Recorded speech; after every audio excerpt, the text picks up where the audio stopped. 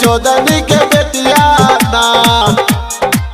5 साल से पारल हमें छिए तोरा पीछा नुगे मई चौधरी के बेटिया ना कि नया साल में चुमा न दिलही गे मई चौधरी के बेटिया ना कि नया साल में चुमा न दिलही गे मई चौधरी के बेटिया ना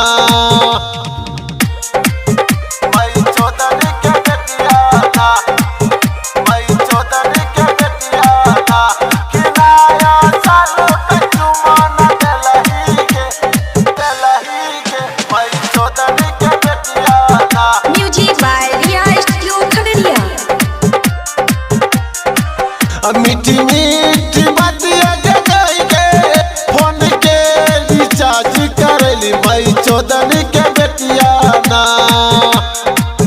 मीठी मीठी बातिया के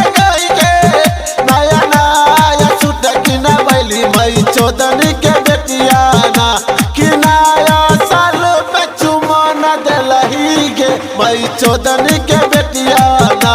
कि नया साल में चुमा न दिलही गे मई चौधरी के बेटिया ना मई चौधरी के बेटिया ना कि नया साल में चुमा न दिलही गे मई चौधरी के बेटिया ना music by Riya studio Khagaria 2021 आइते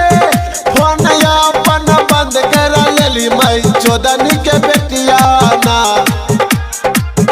2021 आइते